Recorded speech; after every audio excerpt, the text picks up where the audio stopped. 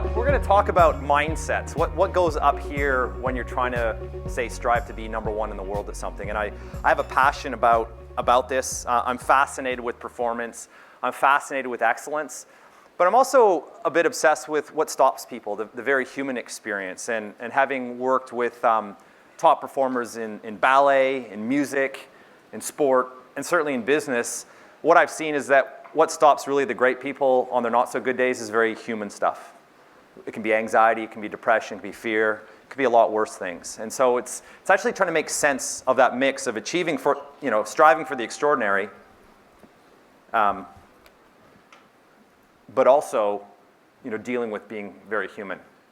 And in a sense, psychology of excellence is not as much about how you be awesome, but how do you respond when things aren't so awesome? More about your bad days than your good ones. So, that's what that's for. On. There we go. I know I've had a couple of attempts at the Olympic Games in Sydney, 2000, Athens 2004. It was my dream to be an Olympic rower. Those are my teammates actually winning the gold in Beijing in China. But both of my attempts ended in misery, an injury. I didn't even get to go. I missed out. And what I learned is I really had to figure out how to think differently. And that's probably the theme of today is how can we challenge ourselves to think differently? I think you've been bombarded with extraordinary information. I don't profess to know your industry inside and out, but I do understand that there's a fair bit of chaos and change going on, a lot of uncertainty. And thinking differently, the mindsets have become quite important.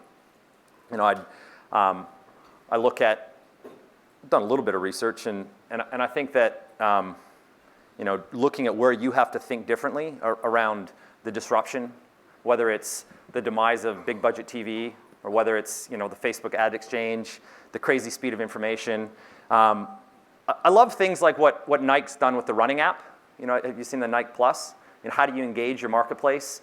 Not by advertising, but I guess it is kind of brand awareness, but really engage them in experience. And I'm being an avid cyclist myself. There's a number of different apps out there that connect people, that really bring brand champions to the fore. But it's this mix of art and science, isn't it? How do you mix the data analysis, the information overload, with the creatives and the artists amongst you? When it comes to building team and performing at a high level in that environment, in that chaos, it does demand thinking differently. And what I've observed over the years of working with some of the top performers in their fields is that there's a formula for success. And if you got your pens, I'd like to share it with you right now. There's a formula. So get ready. I'm going to tell you the secret. I'm Canadian, so I'm not funny. No, really. We're not very funny. My wife's English, and she says I have no humor. Because people can't tell when I'm being serious or funny. So if you think you're sort of not really sure, that's my attempt at being funny. So the formula for success is fairly simple. Number one, choose your goal. What do you want to achieve? So what does success look like? Define success. So it's choose. Then get in action or get busy doing the things that will get you there, and persist at those things. So that's it. So choose, get busy, persist is the secret to success. Success is actually very simple as a concept. I think we all get this. We all know this. Success is simple. The problem is we're not. Human beings aren't. And we create all kinds of complexity, all kinds of interference. And a lot of it actually comes down to how we're designed. And that's where my background, I spent a few years in I think I was avoiding success or maybe avoiding failure, spent 11 and a half years in university studying some of this stuff. And most of that complexity comes from within, how the brain is designed. And in particular, when it comes to high performance, we have to look at our instinctual brain. That thing that sends us very strong compulsive feelings to respond, to do things. Because that part of the brain, it actually tries to avoid failure, but it also tries to avoid success under certain circumstances. So how does it work? Well, in a survival world, so let's imagine now that we've stepped into survival world, we're back in caveman days, living in a jungle. Fear spikes when we face a threat. And that's how we're designed. It's meant to. So when you perceive that maybe there's a wild animal out there that wants to eat you for lunch, we get that rush of adrenaline, the hypothalamic, pituitary adrenal axis triggers, and we get ready. Everyone knows this fight or flight response. You're ready for violent muscular action. It's good to have that. I just moved back to Australia from Canada this year, and last summer when I was out the backyard, I heard a rustling in the bushes, and a nice big black bear pops out. So violent muscular action in those circumstances is very good. The problem is, in our modern world, and particularly in the business world, where do we really need that fear response? Because what it does is it creates an anxiety that takes us out of the game. There we go. What do you do when you have feelings misfiring, telling you to do something, telling you to react, when you don't really need to react? That's confusing. But if that wasn't confusing enough, the problem is that we also have feelings that take us out of achieving success. So when there's no fear, we're actually designed to take it easy. You see, success at the highest level is against our instincts. Is Ben still in here? Did he hang out? No, he didn't hang out. Ben could tell you a little bit about how abnormal high performance is, how you'd have to push yourself to achieve those levels, to get out there in the snow and ride across Baffin Island. It's against your instincts. Why is high performance beyond mere survival against your instincts? Because if you lived in that survival world, if there's food in the cave and you're feeling safe, doing something that's not necessary for survival is a waste of energy. And wasting energy is a threat to your survival. So there's got a nice little circle here. We will avoid success when it's not about survival. I was watching the Ironman in Cairns in June. It's a 3.5-kilometer swim, followed by a 180-kilometer bike ride, followed by a full marathon. The average person might get it done in about 12 or 14 hours. Anyone ever done Ironman? No, just Ben. He's not here anymore. Crazy. You'd be about 20 strokes into the swim, and your body be screaming at you to stop because you got 14 hours of pain in front of you. The only reason you would do that instinctually, without even having to be thinking about it, is if you're being chased by that saber-toothed tiger that wanted to eat you for lunch. We have built-in mechanisms that stop us from achieving success. So what that means is that it's completely normal to be lazy. The conservation of energy is in your instinctual brain. There's nothing wrong with you. There's nothing wrong with your team members. We judge people when they don't put in extraordinary effort. I'd say, let's not judge them so harshly. Totally normal to be lazy. There's nothing wrong with you. This isn't what you expected, is it?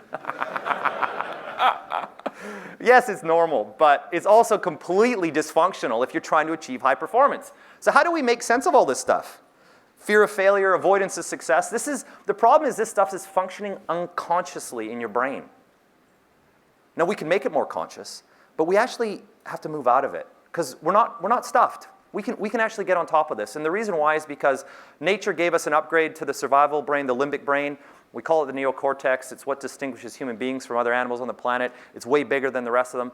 And it gives us this extraordinary creative mind, this mind that can imagine and innovate and see possibility and actually override that feeling brain. So we have to leverage that thinking brain. And that's what mindsets are about. Mindsets come from the thinking brain. What are the mindsets that are actually going to develop success on your team and in your personal world? And that's what we're going to spend the rest of this time looking at. What are those mindsets? However, there's a lot of mindset stuff doing the rounds. There's a lot of people that talk about mindsets. And I used to teach research methods and design, and one of the things that stood out for me was the statement that correlation does not equal causation. So if you hated stats, if you ever studied in university, you're going to hate that I even mentioned that. But when it comes to mindsets, the myths are about there are mindsets that are correlated with success, but they're not necessarily the cause of it. So I'm going to throw out 5 challenges here of things that I see are myths, mindset myths that lead to success.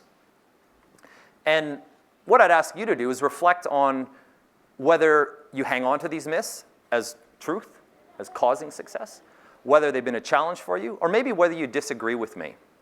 And then we're going to look at actually what are the antitheses to these mindsets, what are the principles. So the first mindset results first.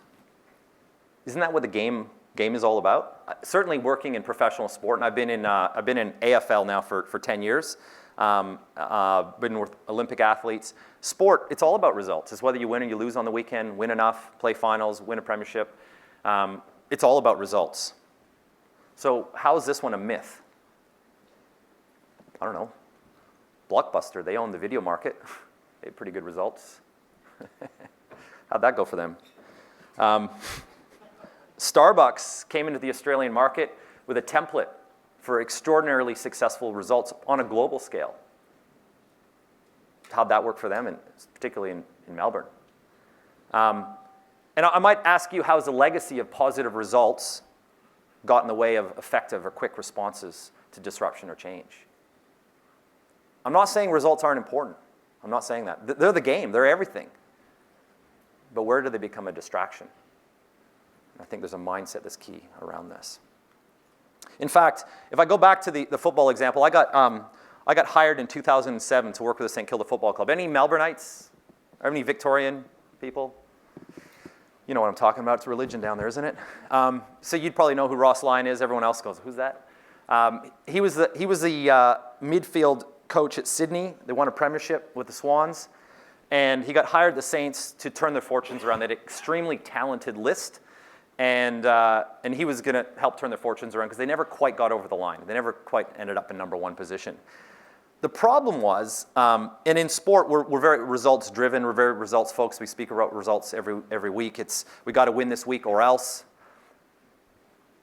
Then halfway through his first season, when we're mostly losing, you're left with or else. Where does the mind go when you're losing all the time and you're rating yourself by results? Well, we're not good enough. We're losers. It's actually quite depressing. It undermines motivation and effort, even when you keep striving to achieve that result. Every week, coach is saying, we got to win this one, and you lose. It's a pretty negative, deep, dark place to be. So let me tell you, the results first mindset, there's some challenges around it. And we're going to come back to the principles that back that up. Myth number 2, talent wins the cup. I used to do a lot of assessment and interview work for a few different HR companies back when I was first starting my career. And I remember we did assessment centers, and we interviewed this executive for Levi's. And, I did the interviews. And on paper, resume looked amazing. Perfect fit for the job. Except that there was something missing. So the talent was all there. But for me in the interview, there was something about the motivational fit, the alignment of that person, the desire for the job. And I flagged that with the company and said, look, I'd want to explore this more before you give them a job offer. And they hired him. They didn't go further. They didn't go deeper. How long do you think he lasted? In that job? 3 months. And it was a rather costly experiment. And in sport, we say, be careful not to be seduced by talent. We need talent on our roster, absolutely. But there's something else that comes first. And you might ask yourself, if you're leading a team, running an organization, where have we sort of been seduced by the talent without looking at other elements that are important? And we're going to get to the principle on this one as well. Myth number 3. No one likes failure. We talked a bit about the brain science of failure, how we try to avoid it. And the best in the world, they don't fail too often. So shouldn't we take on this attitude? I'm not going to accept failure. I'm just going to march on. Isn't that a good one? I think we've heard it somewhere before. But like with the saints, if this is your core message, what happens when you are failing? What happens when you are suddenly cast into chaos? You see market share decreasing. You see the world slipping away from you. What do you do then if you've hung your hat on this mindset? Where has the attempt to avoid failure at all costs cost you or your business and your personal life potentially? We've got to get our head wrapped around this one. Next myth, don't show any sign of weakness. Once again, in elite sport, there's been a culture of pretending to have that tough outer armor. And I think it works on the football field. So don't show your competitors. And I think, say in the business environment also, it's okay outwardly not to necessarily show weakness to competitors. although isn't that changing? Isn't transparency and connecting with your consumer, showing vulnerability, showing your humanness, isn't that as a way of engaging? You see, in sport, we've seen a shift in that culture, at least around the physical side of weakness, where 20 years ago, probably even 10 years ago, and still in some locker rooms, a player was called weak or soft if they didn't push through a broken jaw, or a torn hamstring. I mean, it's almost ridiculous. I did a PhD in overtraining and injury, and I talked to athletes whose coach basically sent them out with broken bones. So it was like, be tough, suck it up. And then someone went, well, wait a minute. If all our players are injured, we're going to lose. Being open to vulnerability is pretty important. And when even something simple as creating a culture where saying I don't know is okay, if you got people who work for you who aren't willing to say I don't know, that's a killer of innovation, particularly in a chaotic market. So what weaknesses could you be afraid to confront in yourself or in your team that could be holding you back is the question I leave you with. Myth number 5, the final myth. How could this be a myth? Isn't it true that when we think of those leaders, those high performers, they're self-driven? Don't we hear that all the time? Haven't you ever said to yourself, I just need a bit more motivation? I feel discouraged by my lack of motivation. Look at that person. Look at the energy, enthusiasm they bring to it. And it's true. Going back to instincts, if you're driven by fear, you probably don't need to go searching for motivation. But I question whether that's going to get you the ultimate success, whether fear is the right driver. Because that driver, fear, is feelings-based. And we said mindsets are about thinking. When you think about motivation, you might even ask yourself. So just pause for a moment and look at those two questions. What's more your tendency? If you want to put a context around that, anyone ever set their alarm to get up early in the morning and do some exercise? How motivated do you feel? Your doona is like, cuddling you, especially if it's a cold winter day, and you don't feel like doing it. You don't feel like doing it. So the question is, do you wait for motivation before taking action, or do you take action even if you don't feel like doing it? What's your tendency? Take a moment, just share that question with your neighbor. I just want to check in, just a quick check-in with your neighbor. What's your tendency? Have a 30-second chat, and then we'll come back to the. So basically, when you look at these questions, you're going to ask yourself, am I someone driven by feelings, or am I someone driven by, my mindset? And that's the difference between these two. Feelings are important. Don't get me wrong. I like to engage with feelings. But when it comes to high performance, we have to be more discerning. We have to figure out how to manage those feelings better, because it's predictable and only human that they're going to disrupt us on that pathway. So if those are the myths, then what are the principles? Before we jump to the principle, I'd like to just make a mental note, or maybe on your piece of paper, which myth stood out for you? Which one was one that you thought, geez, I've really bought into that in the past, I've got to change that? Or maybe there's something you disagree with. You wholeheartedly say, Sean, that's not a myth. We really need that strongly to achieve. So just make a mental note or write it down on your piece of paper. Which of these myths stood out for you? And now we're going to look at the principles. Myths, remember, I've said that they're correlated with success. So there's an element of them that's there. It's in line with success, with high performance, but not necessarily causing it. And in my experience, what causes it is something else. And so we go to the principles. So myth number 1 was results first as a mindset. The principle number 1, behaviors first, then results. So in sport, we talk about the practice of excellence. Get behaviors right, actions right, regardless of short-term poor results. That's difficult to do psychologically. How do you keep working towards something when you're not getting rewarded? I'm still trying to figure out how to get my 2-year-old to do that. But what we say in sport is the worst outcome for your future success is to go backwards in a win. So you're getting some good results, but they're actually covering up over poor behaviors, backwards in a win. You don't want to get good results when you're doing things wrong. And that's a question that gets raised in a disruptive, changing market, because I think our behaviors are constantly changing too, or they need to adapt. Coming back to the story, I said I'd finish it. When I worked at the Saints, I got hired to work with the players and their off-field issues, support them, deal with their personal stuff so that they could show up and play well on game day. But the coach didn't really know what to do with me the rest of the time. So Ross told me to sit in the box on game day, so that's where the coaches all sit. I sat in all the meetings, pregame, halftime, postgame locker room, and the review meeting. And he didn't give me a role, just invited me to come and sit in on all those things. But I ended up paying attention to his communication as a leader of this team. And remember, we were losing. We were almost last on the ladder back in 2007, and we were losing almost all of the time. And what I noticed in getting caught up in that results mindset was that it was very negative. It was a very negative place to be. And I was on a probationary contract, and I was looking actually at leaving the club because it was too depressing. And then a friend challenged me and said, Sean, if the sports psych's depressed, you guys are really in trouble. It's like, sort yourself out. Come on. So I was like, oh, yeah, you're right. I've got to get out of this. So what do I got to do? I was getting caught up in this focus on results. It's easy to. So I had all this information because I've been taking notes, observing the coach. And I could tell you that his communication, it wasn't conscious or intentional, but it wasn't working. And so instead of quitting my job, I decided to take a risk. I walked into his office. I'd written a 3-page report giving him feedback on his communication. It was unsolicited. There we go. And then I walked into his office and said, look, Ross, I'm sorry, I've been seeing you in the wrong light. I've been getting caught up in stuff. I didn't really want to make it too negative. Let's forget all that. Let's start again.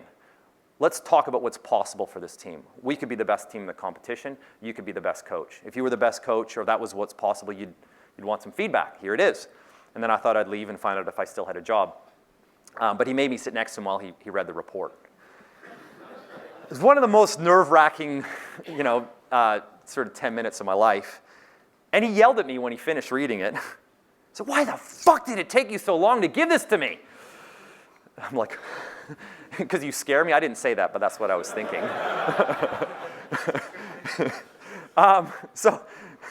But he said, the next question was, what do we do about it? And I said, turn over the last page. And I'd written up a model that was really simple, a little bit more than just, action equals results or success. We got to start with possibility. We're caught up in probability. So probability is based on past. So, if you're a statistician, you base your future predictions on the past. So if you're losing all the time, you predict that we'd lose. So our mind's caught up in probability. We got to step out of that and get into possibility. What's possible for this team? And what actions do you need to take if you're going to fulfill that possibility? I said, we're not a great team yet, but we can take the actions of a great team. It's possible to be that great team. So he took that concept and he gave the team this incredible talk that week. And it was timely because we were playing West Coast, who were the defending premiers. They'd lost one game in 59 on their home ground out in Subiaco, in Perth. And we were almost last on the ladder. So the probability of success was very low. And his message to the team was, I don't care this weekend whether we win or we lose. I'm going to stand at the race where the players run down after the game, and each one of you is going to run past me at the end of the game and look me in the eye. All I care about is you can say that you gave 100% effort to these 5 key behaviors. And there were some basic footies things. We won the game by 5 points. Ross sent me a text after the game that said, your advice was instrumental in the win. I have written Ross Lyon a report every single week of the footy season for the last 8 years since that point. So thinking differently, challenging your thinking, but getting out of this results mindset can be pretty crucial to success. What would I suggest? We could spend a whole day workshopping this, and I'd love to if given the opportunity. But we're gonna wrap up. I'm gonna give you just a few key tips. What are you doing to define, measure, and drive behaviors? You could walk out of here today and say, what are the top 5 key daily actions that my team could be taking? Are you measuring those behaviors? Are you rewarding them? Because if you're not, and we're only looking at results, we could be moving backwards in a few wins and missing out on really what creates long-term success. Principle number 2, if talent is a seduction, I'm not going to say talent's still not important. Just like results is still important. It gets you in the door. We want to recruit by talent. But effort is what drives excellence. If there's talent, you could be averagely above average. Can I say that? Averagely above average. So someone who's talented gets away with being mediocre for them, but they're better than everyone else. How do we get them to be peak performers, to go through the roof? We've got to focus on different things, effort and improvement. Carol Dweck's got a great stack of research. You've probably seen her on YouTube. If you haven't, look her up. Talks about effort versus growth mindset. The impact even on children and learning is extraordinary. When we get out of a talent mindset and into an effort, improvement, or growth mindset. What do you need to do around your business then? You've got to find ways to reward quality effort. Behavioral science tells us reinforce the things you want to see repeated. We often just reward results. In a sales game, in an up market, you reward someone with a big bonus for a result, but they may not actually be a good salesperson because the market, it was just like their order taking. We've got to reward quality effort even in a down market. Celebrate results. Principle 3, failure is not an option, is the myth. Wow, that's some rain out there. Giving up is not an option is the principle. You got to check into failure. Be prepared for those that are coming. It sounds like there's a lot of chaos in your industry. Maybe some failures, I don't know, maybe a few setbacks, maybe a few challenges. You got to check into them. The samurai warrior was known in his time as the most fearsome warrior on the planet. Why? Because he meditated on the ultimate failure before going into battle, which was his death. Come to an acceptance. I'm going to die, but then what happens in battle? That fear of failure doesn't hold on to him. He's let it go. You've got to check into failure. Be prepared is what I say is fail going 100%. Be okay with failure as long as you've done everything you could to succeed. Don't get this one wrong. I had someone at a conference email me after my talk and said, what was that thing you said? Be 100% committed to failure? You'll succeed at that, no problem. No, don't get this one wrong. Fail going 100%. So what do you need to do in your teams is leverage failure and create possibilities. So, create a failure reflection process. Not every single little failure you need to address. Some of them just suck. Just let them go, whatever. But analyze the important ones through a lens of possibility. I like to use a scientific mindset. Observe. What did I observe? This is what went wrong, objectively. And why I believe it went wrong. Hypothesize. And then focus on adapting your behaviors, your actions next time. Look at opportunities created from this failure, and ultimately spend some time looking at what is possible for the future if you get this right. Not stepping into probability. Myth number 4 was show no sign of weakness. Look, pretending everything is awesome when it's not is only going to last so long. And I think, in our marketplace with social engagement, we actually are attracted to those who are transparent with vulnerability. And we've got to be careful with this. We can't look too weak to our consumers and to our marketplaces, and certainly not to our competitors. But there's an element of humanness, and I think social media has blown this wide open, where we love the stories of what I'd call vulnerability turnaround. Someone who's been in a tough place, but shows how they had the courage to admit that, stepped out of it, and succeeded. One of my business associates back in Canada actually lived as a homeless heroin addict for 7 years, late teens and early 20s. The quintessential guy pushing a shopping cart around, collecting cans, and sleeping under bridges. He had to actually admit to his vulnerabilities. His story is very powerful when people tell it because he actually got out of that and became the CEO of his own little tech company. Made his first $1 million in sales by the time he was 33 years old. Like an extraordinary story of possibility and turnaround. People relate to that vulnerability. But even in your workplace, if you're talking about building your team, in the athlete sense, it's not trying to hide an injury or pretend that you're tough, or certainly on a mental perspective, pretend that you got the mental toughness when you're struggling. I got an expression around this one, it's called weak is tough. It's tougher to admit that you're struggling than just to brush off, say everything's fine when someone asks you that question. But once again, we want to acknowledge that. We want to make it okay to say, I don't know, I'm struggling. Now there's a little caveat to this one so you don't create a whinging culture, which is say I don't know, but I'm willing to do whatever it takes to sort this out. So that it's vulnerability plus commitment to change is what creates real mental toughness. I mean, look, I was reading about Kodak the other day. I didn't know it, but one of its own engineers developed the first digital camera. But they only wanted to focus on their strengths, not their weaknesses. And I would say, in their case, probably a weakness was the failure to innovate, really. They didn't want to, And they monopolized the print, photography, film market so much. They were caught up in results, weren't they? Instead of going, well, what could be our weakness? How'd that work out for them? So what do we need to do? Find ways to ritualize courage in your team, in your life. Celebrate those vulnerability turnarounds. Make it okay to say, I don't know, but then follow through and find out how someone has actually turned that around. Work through a personal issue, work through a team issue, work through a weakness, and how to win from it. Celebrate courage if you want to make it part of your culture. And that last one, I would say, and we're getting close to an end here, that last one was don't need motivating. And I know that some people are like, no, I don't agree with that. I have a lot of people disagree with that. But fundamentally, it's because we don't actually understand what motivation is. Well, at least not in my world.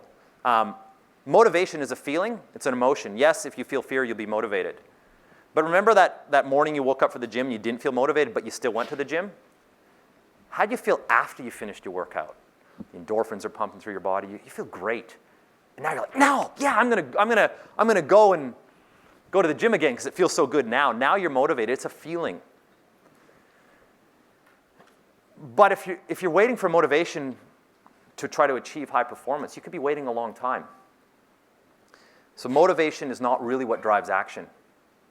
In the absence of fear, we need inspiration or purpose. That's the thinking brain, creative brain. A big why. Because remember the conservation of energy, complacency, conserving energy, is just biochemistry. We need to find ways to constantly connect to purpose. You have to choose high performance. And if you're leading a team, you have to get them to choose high performance, not a demand.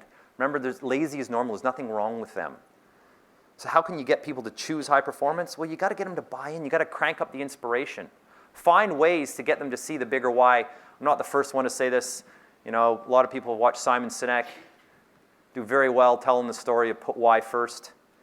Explore the deeper why. And if you're in a large organization, be okay with your frontline staff not buying into the big why of the organization necessarily.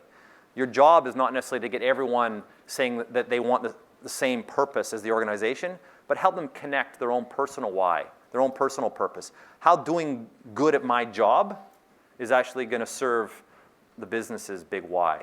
You make that connection, people get inspired. So I like things like, how do you do this? Well, write a press release. Write down big reasons why. Get people excited. Be a coach. Script a 10-minute talk to give your team that inspiring talk.